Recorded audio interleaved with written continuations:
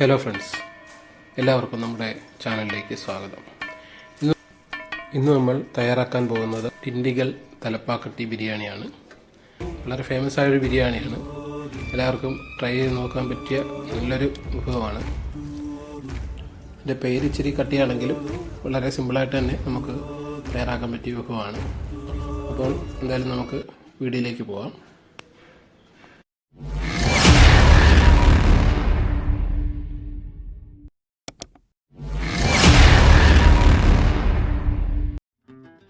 ഇതിനായി ആദ്യം നമുക്ക് ബിരിയാണിക്കുള്ള ചിക്കൻ തയ്യാറാക്കാം.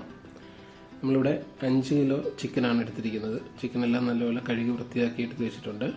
ശേഷം അതിന് വേണ്ട വെളുത്തുള്ളി ഇഞ്ചിയും വൃത്തിയാക്കി എടുത്ത് വെച്ചിട്ടുണ്ട്. അത് നമ്മുടെ ഒരു ജാറിലിട്ട് അരച്ചെടുക്കുക. പിന്നെ നമുക്ക് വേണ്ട മുളക് പൊടിയാണ്, പിന്നെ മല്ലിപ്പൊടി, മഞ്ഞൾപ്പൊടി, ഗരം മസാല, പിന്നെ ചിക്കൻ മസാല. നമ്മളിവിടെ കിച്ചൺ ട്രഷറിൻ്റെ ആണ് എടുത്തിരിക്കുന്നത്. നമ്മളെടുത്തിരിക്കുന്ന പൊടി ഐറ്റംസും പിന്നെ ഇഞ്ചി പേസ്റ്റും വെളുത്തുള്ളി പേസ്റ്റും കൂടെ ചേർത്ത് ആവശ്യത്തിന് ഉപ്പും ചേർത്ത് ചിക്കനിൽ പുരട്ടിയെടുക്കുക. പുരട്ടി വെച്ച ചിക്കൻ അരമണിക്കൂർ നേരത്തേക്ക് മാറ്റി വെക്കാം. നമുക്ക് ഇനി സവാള എടുക്കാം. നമ്മളിപ്പോൾ ഇവിടെ ഒരു 7 സവാളയാണ് എടുത്തിരിക്കുന്നത്. അത്യാവശ്യം വലിയ സവാളയാണ്. നമ്മൾ വിറകടുപ്പിലാണ് ചിക്കൻ കറി തയ്യാറാക്കുന്നത്. നമ്മൾ അടുപ്പ് കത്തിച്ച് നമ്മുടെ കറി വെക്കാനുള്ള പാത്രം അടുപ്പിലേക്ക് വെച്ചിട്ടുണ്ട്. അത്യാവശ്യത്തിന് എണ്ണ ഒഴിക്കുക. അതിനുശേഷം കുറച്ച് കടുക് ഒന്ന് പൊട്ടിക്കുന്നുണ്ട്. അതിനുശേഷം വറ്റൽമുളക് ഇട്ട് കൊടുക്കുക.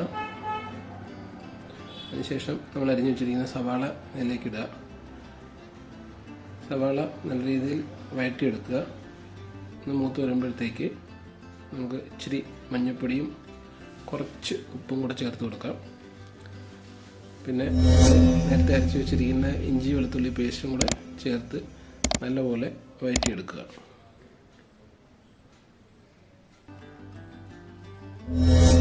ഇപ്പോൾ നമ്മുടെ സവാളയുടെ അത്യാവശ്യം ബ്രൗൺ കളറായി വന്നിട്ടുണ്ട്. ഇനി നമുക്ക് പൊടി ഐറ്റംസ് ചേർക്കാം.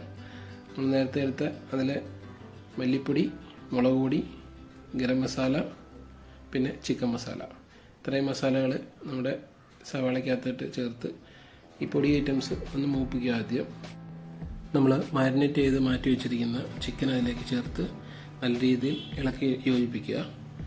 മസാല നല്ല രീതിയിൽ എല്ലായിടത്തും കിട്ടുന്ന രീതിയിൽ ഇളക്കി യോജിപ്പിച്ച് വേവിക്കുക.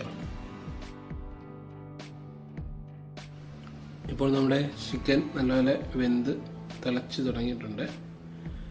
ഇതിലേക്ക് നമുക്ക് കുറച്ച് കുരുമുളക് പൊടി മുകളിൽ വിതറി കൊടുക്കാവുന്നതാണ്. അതുപോലെ തന്നെ കുറച്ച് പച്ചവെളിച്ചെണ്ണയും കുറച്ച് കറിവേപ്പിലയും കൂടി ചിക്കനിലേക്ക് ഇട്ട് കൊടുത്ത് മൂടി വയ്ക്കുക.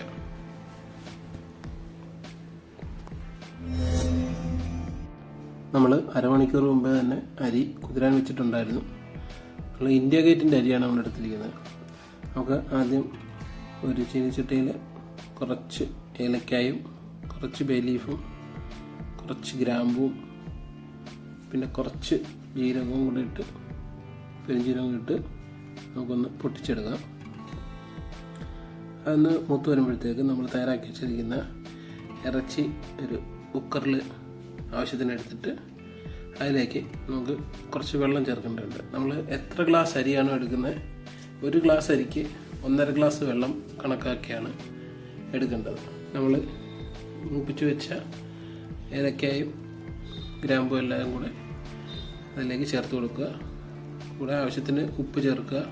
പിന്നെ ഒരു ചെറിയ നാരങ്ങയുടെ പകുതി നാരങ്ങയുടെ നീര് അതിലേക്ക് പിഴിഞ്ഞ് ചേർത്ത് നമ്മൾ കഴുകി വെച്ചിരിക്കുന്ന അരിയും അതിലിട്ട് ഇട്ട് കൊടുക്കുക.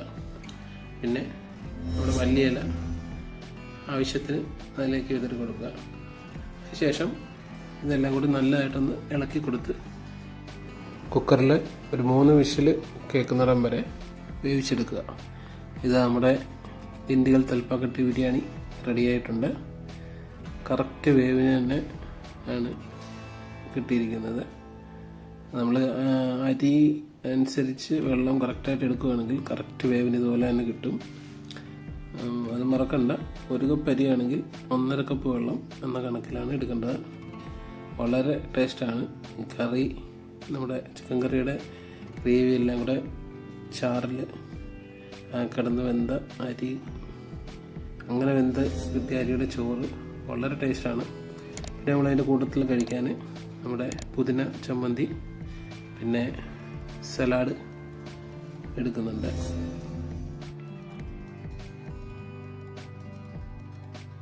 നമ്മുടെ ബിരിയാണി ഇലയിലേക്ക് വിളമ്പാം.